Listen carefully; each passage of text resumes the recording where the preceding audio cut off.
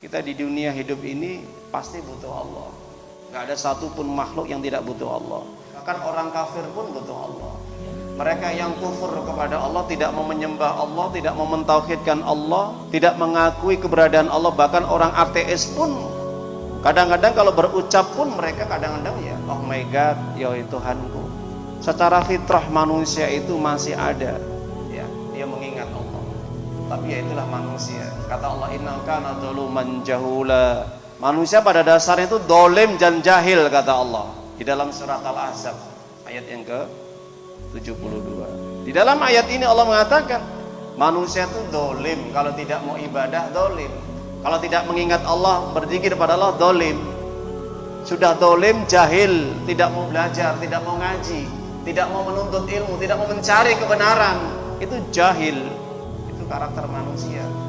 Jadi kalau manusia tidak mau mencari ilmu, belajar agama, menuntut ilmu, mencari kebenaran, kalau mereka tidak mau ibadah kepada Allah, tidak mengingat perintah Allah, aturan-aturan Allah, masuk dalam ayat ini, dolim dan jahil. Bismillahirrahmanirrahim. Selamat dunia dan akhirat. Karena tidak ada bekal yang paling baik, yang paling utama yang kita persiapkan di dunia ini kecuali takwa. Kecuali kita senantiasa menjalankan semua perintah Allah yang disyariatkan oleh Allah tanpa terkecuali, dan kita menjauhi, meninggalkan semua apa yang dilarang oleh Allah, yang diharamkan oleh Allah tanpa terkecuali. Itulah yang dinamakan dengan takwa. Maka seorang hamba di antara kita apabila kita senantiasa meningkatkan takwa kita, menjaga agama Allah, menunaikan hak-haknya Allah dengan benar, maka itulah bekal yang bisa menghantarkan kita untuk bisa bertemu dengan Allah Subhanahu wa taala. Sebagaimana pesan dari Allah Subhanahu wa taala, fatazawwadu fa inna khairaz zadi taqwa wattaquni ya ulil albab. Hendaknya kalian senantiasa berbekal, mencari bekal dengan senantiasa beramal soleh, melaksanakan apa yang menjadi kewajiban kalian sebagai seorang yang mengaku beriman, dan menjauhi semua apa yang dilarang oleh Allah kalau kalian mengaku beriman. Karena bekal yang akan kalian bawa menghadap Allah itulah sebaik-baik bekal nanti, dan itulah bekal yang diterima oleh Allah Subhanahu wa taala. Jadi Allah tidak menerima apapun dari seorang hamba, baik harta, anak, ataupun amalan-amalan yang lain, apabila tidak didasari dengan takwa kepada Allah Subhanahu wa taala. Maka oleh sebab itu para jamaah Bapak Ibu rahimani wa rahimakumullah wa azza wa jalla, maka sudah sepantasnya kita hidup di dunia yang sementara ini untuk terus meningkatkan takwa kita kepada Allah. Karena Allah senantiasa mengulang-ulang kalimat takwa ini hampir kurang lebih 80 sampai 100 kali. Maka ini menunjukkan bahwasanya Allah sangat perhatian kepada mereka yang beriman kepada Allah Subhanahu wa taala. Bahkan tidak tanggung-tanggung Allah mengulangi kalimat takwa ini dengan 2 kali di dalam surat Al-Hasr ayat yang ke-18, ayat yang ke-59. Ya ayyuhalladzina amanu taqullaha wal tandur nafsum ma qaddamat lighad wattaqullaha, diulangi kembali oleh Allah sampai 2 kali. Ini menunjukkan ada bentuknya, ada bentuk takkid atau penekanan, penegasan, taukid. Hai orang-orang yang merasa dirinya beriman, mengaku beriman, hendaknya bertakwa kepada Allah dan mempersiapkan bekal untuk menghadapi hari esok atas apa yang dia kerjakan, yaitu hari kiamat. Dan sekali lagi, bertakwalah kalian kepada Allah. Tingkatkanlah takwa kalian kepada Allah. Sesungguhnya Allah melihat atas apa yang kalian perbuat di dunia ini. Jadi para jamaah Bapak Ibu yang dimulakan oleh Allah Subhanahu wa taala, ini menunjukkan sebagai bentuk ihtimamnya Allah, perhatian Allah kepada orang yang mengaku beriman. Jadi kalau orang yang tidak beriman tentunya tidak akan diingatkan oleh Allah, diperhatikan oleh Allah dengan kalimat takwa, takwa, takwa yang jumlahnya lebih daripada 80 kali di dalam Al-Qur'an. Maka kita berbahagia, kita harus bergembira, kita harus bersyukur kepada Allah Subhanahu wa taala. Kita masih menjadi hambanya Allah, menjadi budaknya Allah, menjadi orang yang senantiasa membutuhkan Allah setiap waktu, setiap saat. Maka dengan itulah kalau kita bertakwa kepada Allah, Allah akan mencukupi kita, Allah akan memperhatikan kita, Allah akan memberikan rezeki kepada kita dari arah yang tidak kita sangka-sangka, tidak kita nyata dan tidak kita ketahui. Ini jaminan Allah bagi orang yang bertakwa kepada Allah, ditegaskan di dalam surat At-Talaq, surat yang ke-65, ayat yang kedua dan ketiga. Wa may yattaqillaha yaj'al lahu makhraja wa yarzuqhu min haitsu la yahtasib. Wa may tawakkal 'alallahi fa huwa hasbuh. Di dalam ayat ini Allah Azza wa Jalla menjelaskan keutamaan orang yang bertakwa kepada Allah di dalam hidupnya.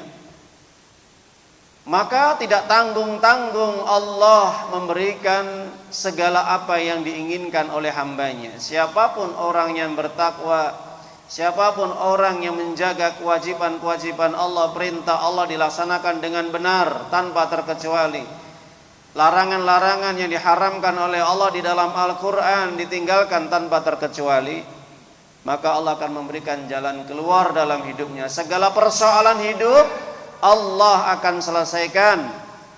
Segala permasalahan yang dia hadapi Allah akan tuntun, Allah akan bimbing, Allah akan mudahkan. Itu janji Allah bagi mereka yang bertakwa. Apakah cukup di situ? Tidak.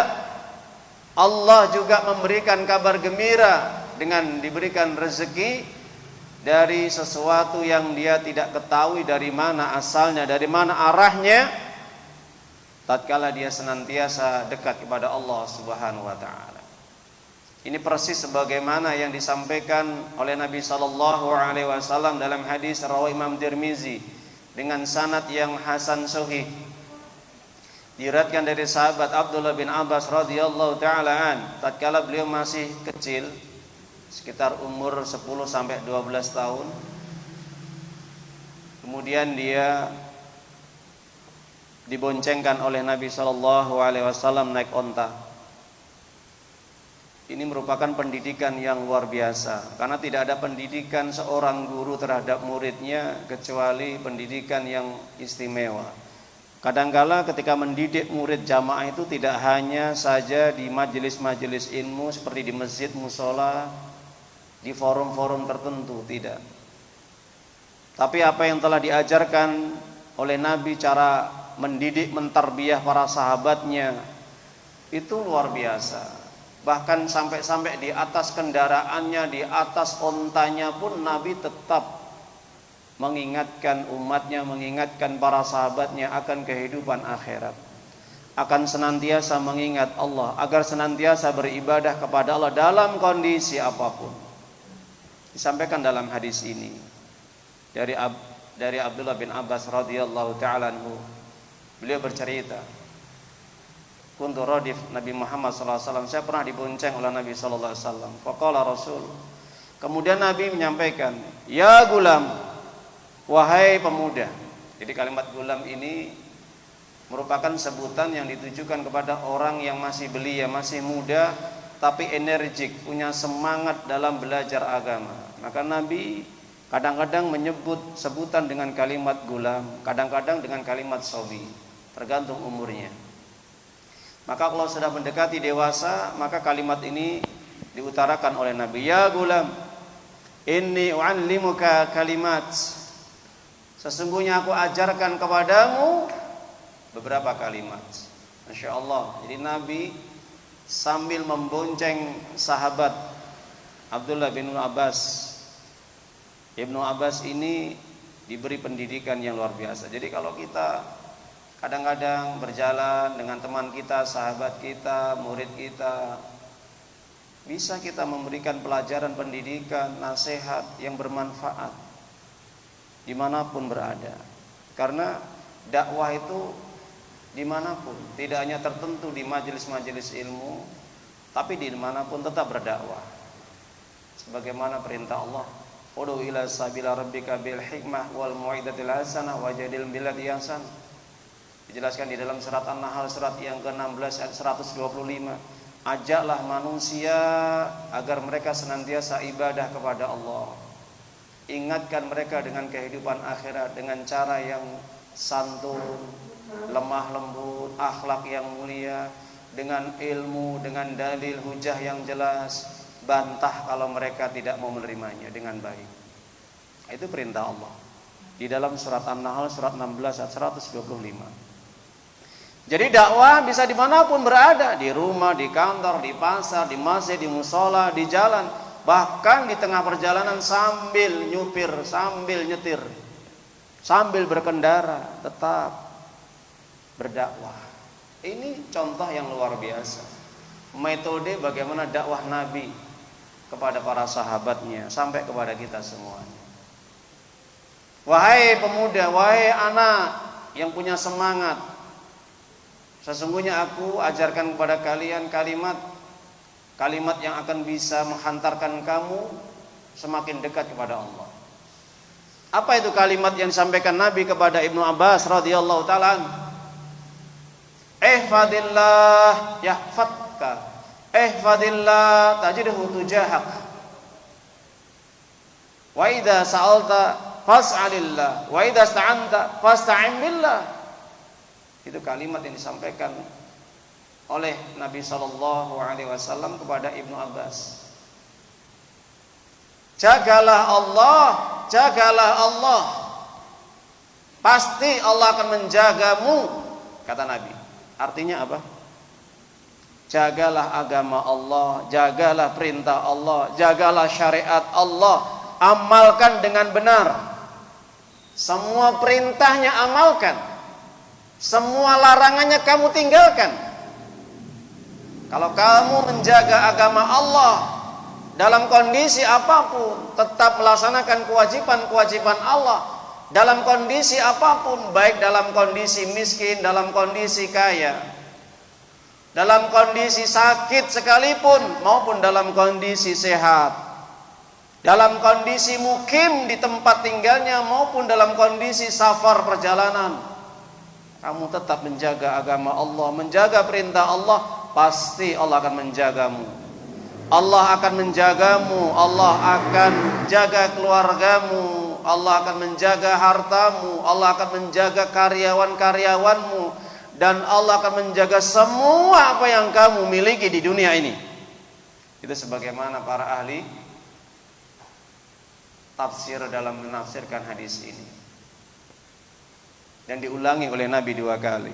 Fadillah, tetap jaga Allah, jaga perintah Allah, jaga agama Allah. Tajidhu tujahak, Allah akan senantiasa berada di hadapanmu. Artinya Allah akan memelihara kamu, Allah akan menjagamu, Allah akan melindungimu dari segala mara bahaya, dari segala tindak tanduk kejahatan, dari musuh-musuhmu, insyaallah. Jadi sampai perang pun tetap ingat kepada Allah. Kondisi genting loh ya. Apalagi kondisi dalam kondisi aman. Kita sedang berdagang, kita sedang berjualan, kita sedang perjalanan, kita sedang ngobrol, kita sedang di rumah, tetap banyak berzikir, banyak ingat pada Allah Subhanahu wa taala. Dalam kondisi perang pun Nabi mengingatkan kepada seluruh para sahabatnya, ingat kepada Allah. Fadhkurullah ta'ala dzikran katsiran. Banyaklah mengingat Allah. Jadi kalau kita menjaga agama Allah, mengingat Allah, Allah akan senantiasa menjadi pelindung kita, menjadi wali kita, sebagaimana yang diajarkan oleh Allah kepada Nabi Yusuf alaihi salam. Ketika Nabi Yusuf alaihi salam ini dituduh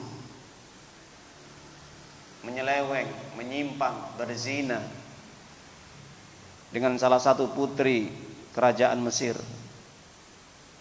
Maka diturunkan di dalam surat Yusuf ayat 101. Yun Sewu, ada namanya Pak Yusuf. Masya Allah. Ya, mudah-mudahan beliau senantiasa menjadi orang yang mulia di hadapan Allah. Amin. Di dalam surat Yusuf ini, surat yang ke-12 ayat 101, di akhir kalimatnya, di pertengahannya, Allah mengajarkan doa kepada Nabi Yusuf. Fatiras samawati wal ard, anta wali fid dunya wal akhirah, tawaffana muslima wa hikni bis solihin. Tawaffani muslim wa hikni bis solihin. Di dalam doa ini Allah mengajarkan kepada Nabi Yusuf senantiasa minta perlindungan kepada Allah. Kenapa? Karena Allah pencipta langit dan bumi, Allah pemelihara langit dan bumi, Allah yang mengatur segala urusan makhluknya yang ada di langit dan di bumi. Itu pekerjaan Allah. Itu sudah menjadi tugasnya Allah. Allah menciptakan, Allah yang mengatur, Allah yang menciptakan, Allah yang memelihara, Allah yang menciptakan, Allah yang memenuhi semua hajat makhluknya. Tidak ada satupun makhluk yang tidak diberikan keinginannya, hajatnya oleh Allah. Itu tugasnya Allah. Karena kalimat fatir ini adalah zat yang mengatur, memelihara, menjaga, memenuhi semua keinginan makhluknya tanpa terkecuali.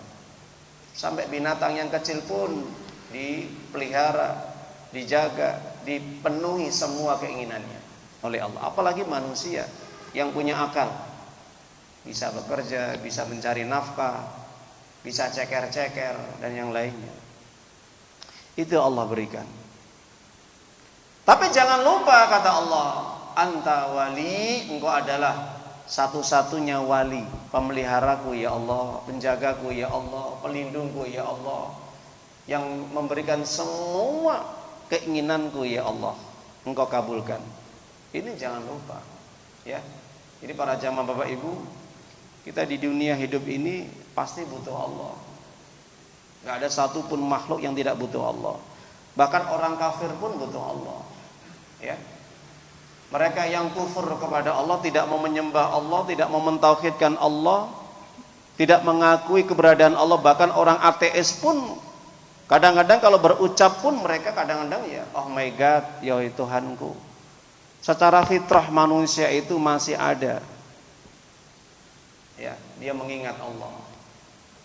Tapi ya itulah manusia. Kata Allah, innahu kana dzaluman jahula. Manusia pada dasarnya itu dolim dan jahil, kata Allah di dalam surat Al-Ahzab ayat yang ke-72. Di dalam ayat ini Allah mengatakan manusia itu dolim, kalau tidak mau ibadah dolim, kalau tidak mengingat Allah, berzikir pada Allah dolim. Sudah dolim, jahil, tidak mau belajar, tidak mau ngaji, tidak mau menuntut ilmu, tidak mau mencari kebenaran, itu jahil, ya. Itu karakter manusia. Jadi kalau manusia tidak mau mencari ilmu, belajar agama, menuntut ilmu, mencari kebenaran, kalau mereka tidak mau ibadah kepada Allah, tidak mengingat perintah Allah, aturan-aturan Allah, masuk dalam ayat ini, dolim dan jahil. Ini para jamaah Bapak Ibu yang dimuliakan oleh Allah Azza wa Jalla, jangan kita termasuk orang yang dikelompokkan orang yang dolim dan jahil, ya. Nas'alullah al-'afwa wal 'afiyata fid dunya wal akhirah. Kita minta perlindungan, keselamatan dunia dan akhirat. Para jamaah Bapak Ibu yang dimuliakan oleh Allah Azza wa Jalla, kita akan melanjutkan kajian kita secara tematik yang terkait dengan hadis-hadis akhir zaman. Maka para jamaah Bapak Ibu, kita akan mengupas, menjelaskan hadis kondisi umatnya Nabi Muhammad sallallahu alaihi wasallam yang dimana umatnya nanti di akhir zaman ini meninggalkan Al-Qur'an. Meninggalkan Al-Qur'an. Hal ini diabadikan oleh Allah Subhanahu wa taala di dalam surat Al-Furqan, surat yang ke-25 ayat yang ke-30. Nanti dibuka di rumah. Ya Bapak Ibu, di rumah dibuka, dibaca, dipahami, ditadaburi, direnungi, dipahami isinya dan diamalkan. Kalau mampu disampaikan, didakwahkan. Kalau mampu. Kalau nggak mampu cukup diamalkan aja. Di dalam ayat ini Allah Azza wa Jalla mengungkapkan keprihatinan yang dialami oleh nabinya yang mulia, kekasihnya yang mulia Muhammad Rasulullah sallallahu alaihi wasallam. Apa keprihatinan Nabi? Bahwa di dalam ayat ini Nabi mengeluh kepada Allah, kepada Rabb-Nya, kepada Tuhannya, sang pemilik alam semesta alam ini. Wa qala Rasul, ketika Rasul Nabi Muhammad sallallahu alaihi wasallam ini sedang berdoa, bermunajat, ya Rabb, inna qawmi ittakhadhu hadzal qur'ana mahjura. Wahai Tuhanku, wahai Rabbku, wahai sesembahanku satu-satunya di muka bumi ini yang aku senantiasa meminta, mengeluh kepadamu ya Allah. Jadi dalam ayat ini seorang ulama besar yaitu Syekh Abdurrahman Nasyir As-Sa'di di dalam kitab tafsir Karimur Rahman, tafsir Khalil Manan, menjelaskan tentang hadis ayat ini bahwa ini merupakan bentuk keprihatinan Nabi mengeluh kepada Allah Subhanahu wa taala atas perbuatan tindakan umatnya yang tidak sopan. Perbuatan umatnya yang tidak menghormati dan menghargai Allah. Bagaimana cara tidak menghargai dan tidak menghormati Allah? Yaitu ketika Al-Quran diturunkan tapi diabaikan. Ketika Al-Quran diturunkan tapi diboikot. Ketika Al-Quran diturunkan tapi tidak direspek dengan baik, tidak dipedulikan dengan baik. Ketika Al-Quran diturunkan oleh Allah tapi diperlakukan tidak semestinya, tidak sopan. Makanya para jamaah Bapak Ibu, ini Nabi mengeluh. Hadzal Qur'an mahjur. Sesuatu yang diabaikan, sesuatu yang ditinggalkan. Dari kalimat hajar, meninggalkan, hajar, hijrah. Para jamaah Bapak Ibu, saudara-saudaraku yang dimuliakan oleh Allah Azza wa Jalla, maka Ibnu Qayyim Al-Jauziyah dan juga Al-Hafidz Ibnu Katsir rahimallahu azza wa jalla di dalam kitab Tafsir Al-Qur'anul Azim ketika menjelaskan ayat ini, maka di antara tanda-tanda orang yang mereka memboikot, meninggalkan, menghajar, tidak memperdulikan Al-Qur'an, ini dijelaskan secara jelas.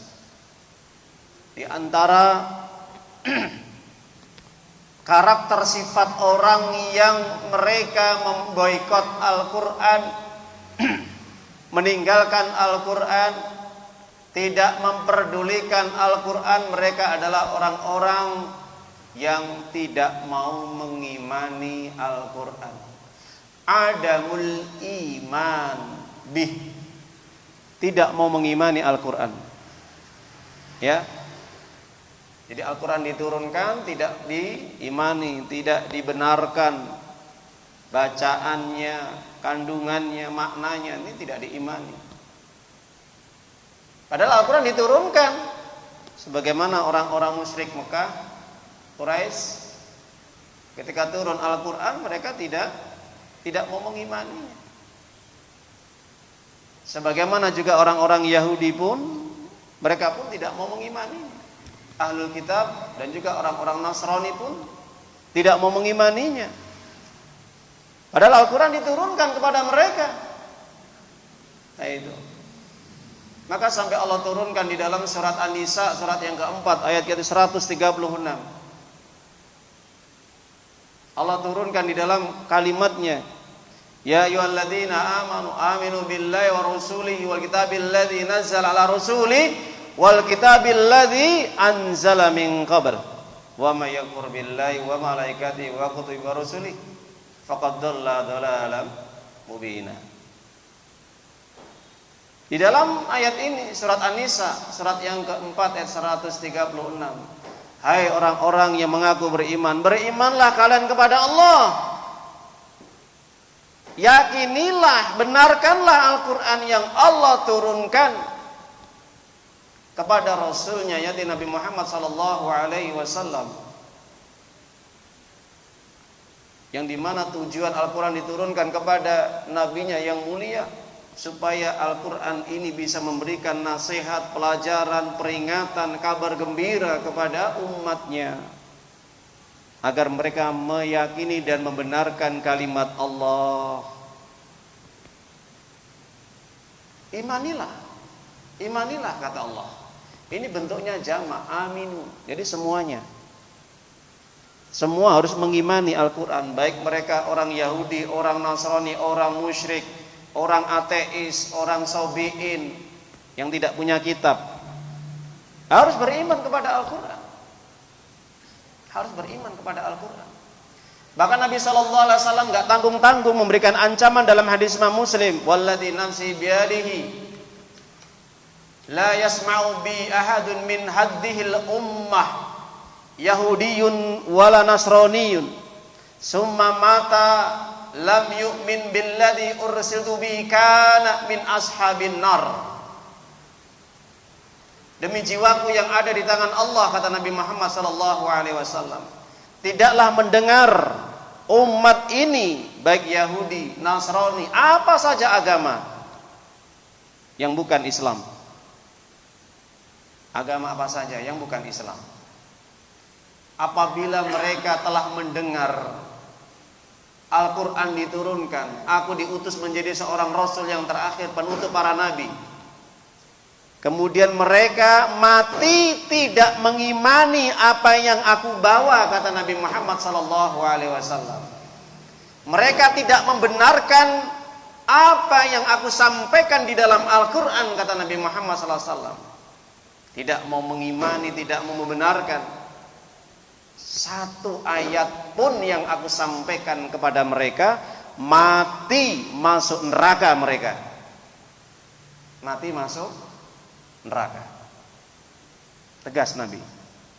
Bahkan dalam hadis yang lain Imam Tirmidzi katakan, laukana Musa hayyun, seandainya Nabi Musa alaihissalam itu hidup pada zamanku,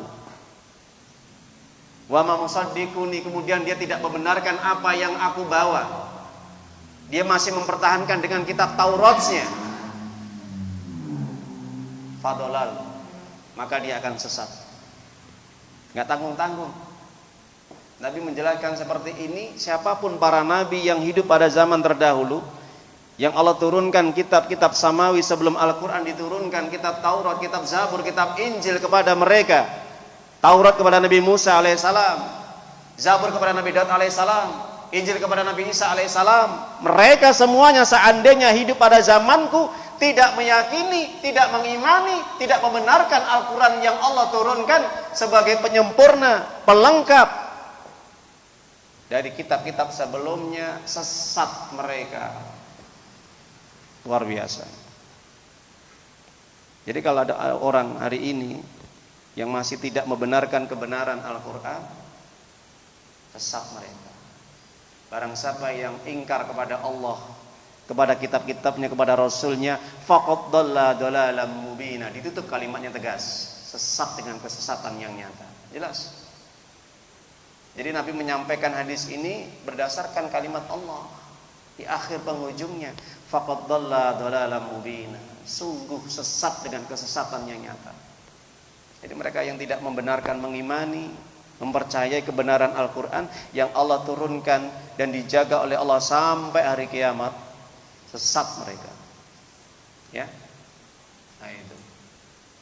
Karena Allah sendiri sudah menjanjikan kepada seluruh hambanya, kepada nabinya juga Muhammad SAW, inna nahnu nazzalna dzikra wa inna lahu lahafidun.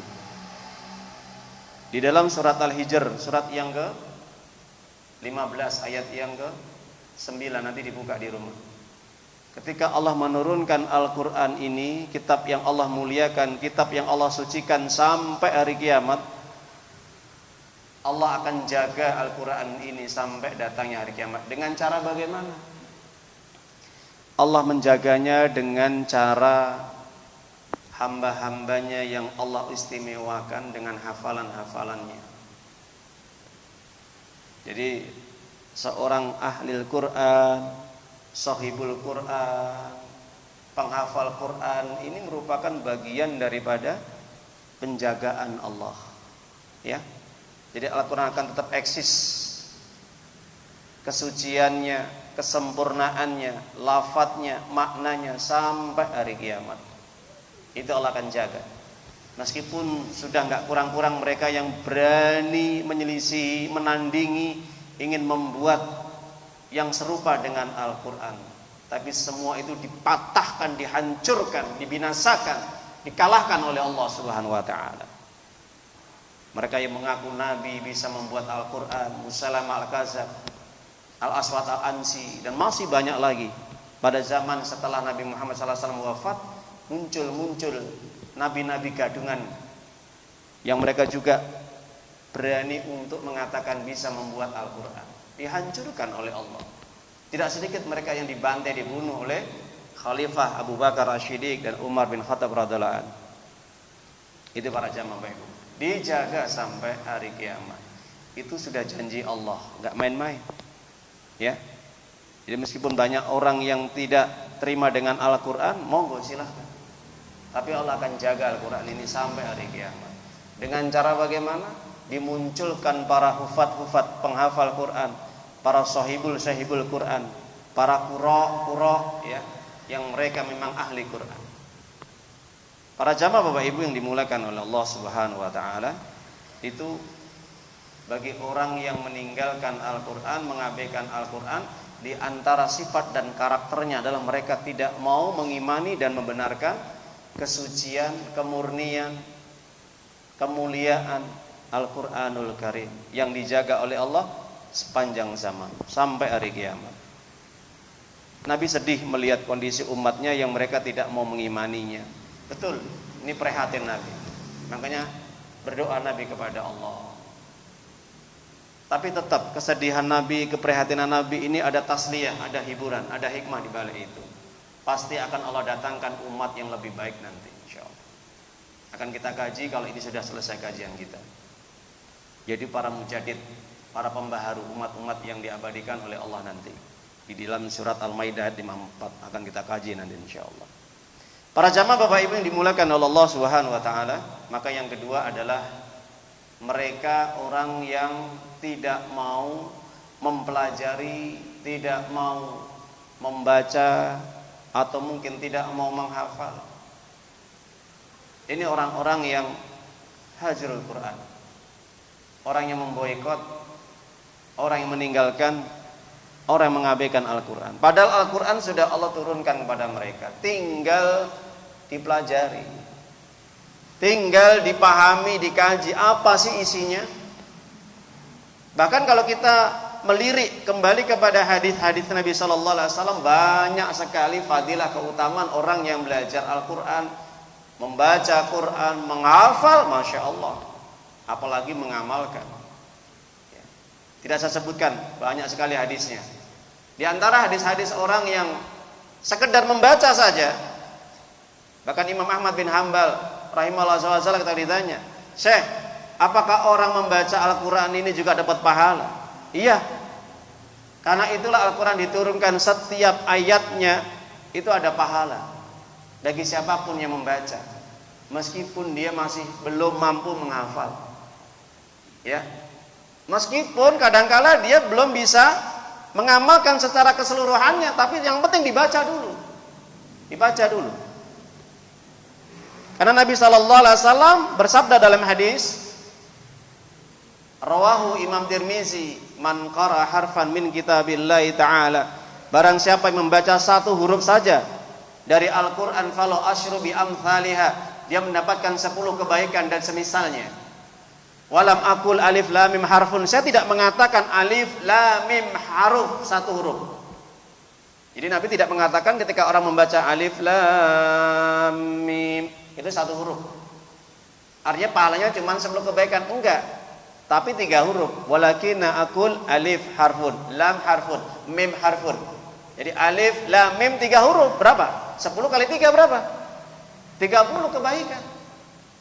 Bahkan semisalnya ditingkatkan lagi sama Allah.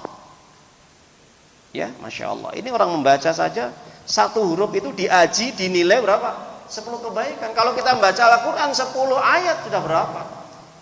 Secara matematika kita memborong pahala Allah. Tapi dengan niat ikhlas. Ya. Niatnya ikhlas. Tidak ada tekanan paksaan. Dan tidak ada rasa malas untuk membaca Quran. Ya, biasakan membaca Quran Bapak Ibu nggih setiap hari. Bahkan sampai-sampai Utsman bin Affan radhiyallahu taala, seorang khalifah yang ketiga, mengatakan, "Lau tahurat qulubuna ma sabiat min kalamillahi ta'ala." Ya, siapa Utsman? Utsman ini anak mantunya Nabi sallallahu alaihi wasallam yang dinikahkan dengan Ruqayyah. Ya, anak mantu Nabi sallallahu alaihi wasallam, menjadi khalifah yang ketiga. Beliau pernah memberikan nasihat kepada para menteri-menterinya, artinya bawahannya, ketika beliau menjabat sebagai khalifah yang ketiga. Pesan Utsman bin Affan radhiyallahu taala, beliau menyampaikan seperti ini. Lau tahurat qulubuna ma sabi'at min kalamillahi ta'ala. Seandainya hati kita bersih, kita tidak akan pernah kenyang dalam membaca Al-Quran. Jadi kalau hati seseorang itu bersih, ya, bersih itu artinya bersih dari noda penyakit hati, dengki, sombong, iri, ujub, bangga diri, fitnah dan sebagainya. Apapun penyakit-penyakit hati itu hilang, maka dia tidak akan pernah kenyang untuk membaca Al-Quran, tidak akan pernah bosan untuk membaca Al-Quran. Masya Allah, ya. Maka biasakan kita setiap hari membaca Quran Bapak Ibu, biar hati kita semakin bersih, biar hati kita semakin terang, dapat cahaya dari Allah Subhanahu wa Ta'ala. Kalau kita sudah malas baca Quran, hati-hati, itu tanda hati kita mau dimatikan sama Allah. Kalau kita ini sudah bosan baca Quran, hati-hati, tandanya Allah nanti akan meredupkan, bahkan menutup hati kita. Jangan sampai terjadi itu.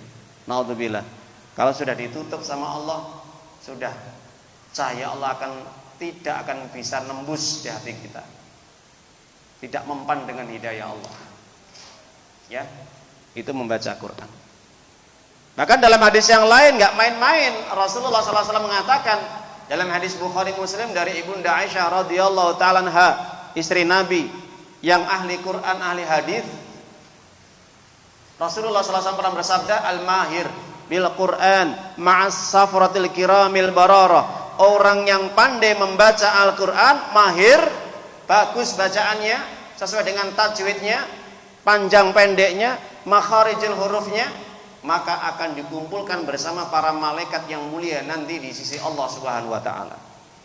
Siapa yang nggak mau Bapak Ibu di antara kita? Ayo terus kita gelorakan, kita jadikan Indonesia ini ahli Quran. Ya, pesan Abdul Somad, ya, Ustaz Abdul Somad pernah, kita jadikan Indonesia sebagai ahli Quran. Nah, itu pesan juga Syekh almarhum Jabir, Syekh Jabir. Semoga ada pemimpin yang ahli Quran. Ya.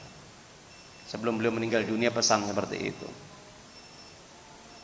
Jadi dalam hadis ini, orang yang betul-betul pandai membaca Al-Quran nanti kumpul dengan para malaikat pada hari kiamat. Ya.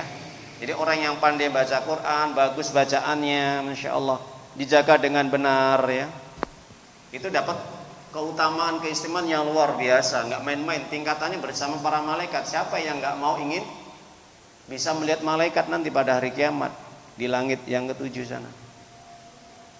Tapi kata Nabi, "Walladzi yaqra'ul Qur'an wa idza ta'afu fihi wa huwa 'alaihi syakrun lahu ajran." Orang yang membaca Al-Quran, ta'a itu adalah terbata-bata. Jadi baca Qur'annya itu terbata-bata. Kadang-kadang ya salah, bener. Panjang pendeknya masih kurang bagus lah. Masih dalam taraf belajar itu. Itu nggak usah pesimis, nggak usah putus asa Bapak Ibu ya, kalau belajar Al-Quran tetap terus, maju terus, semangat terus. Kenapa? Karena secara tidak langsung dia wa alaihi syaqqun lahu ajron. Dia tetap mendapatkan 2 pahala. pahala dia niatnya dan pahala setiap huruf yang dibacanya. Masya Allah ya. Semoga bermanfaat kajian pada malam hari ini ya. Dan ini sudah masuk waktunya Isya, dan insya Allah akan kita teruskan yang akan datang insya Allah dengan tema yang tetap yang kita kaji pada hari ini.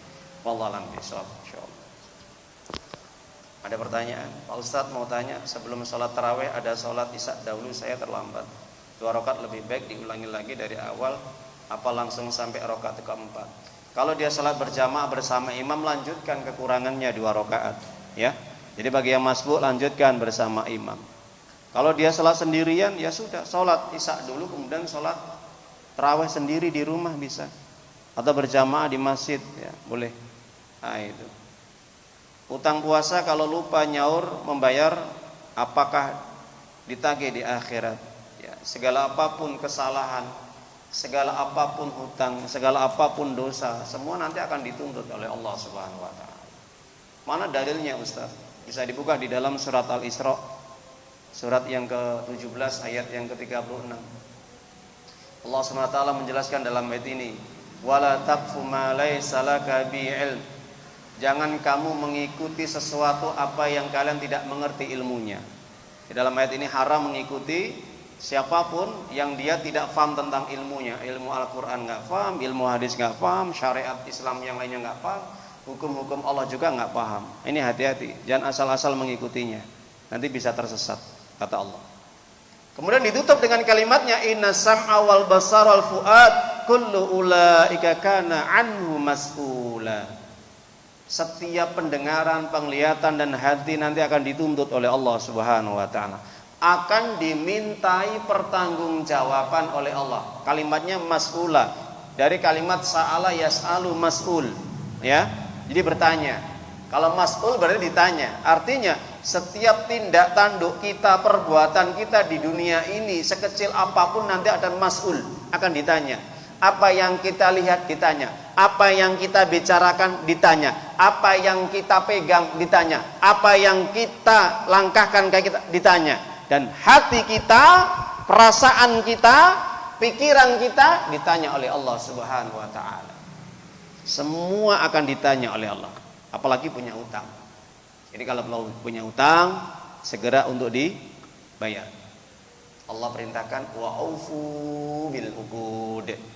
Penuhilah janji-janjimu, segerakanlah janji-janjimu ya, karena hutang ini adalah sesuatu yang riskan. Kalau tidak segera dibayar, Bapak Ibu nggih, ini bisa menjadikan roh kita nanti itu nyendat ya, gantung, tidak sampai ke langit.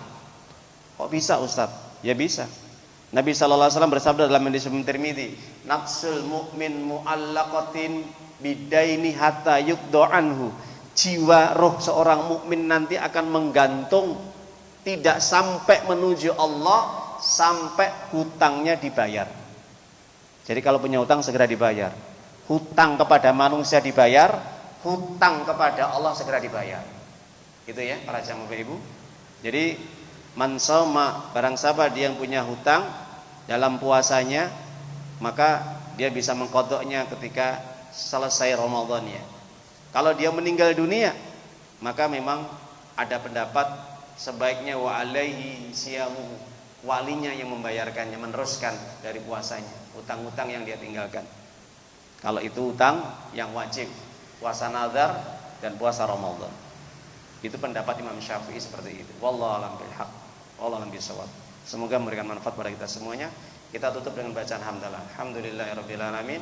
Subhanaka Allahumma wa bihamdika asyhadu an la ilaha illa anta astaghfiruka wa atubu ilaik. Assalamualaikum warahmatullahi wabarakatuh. Ya ayyuhalladzina amanu ittaqullaha haqqa tuqatih wa la tamutunna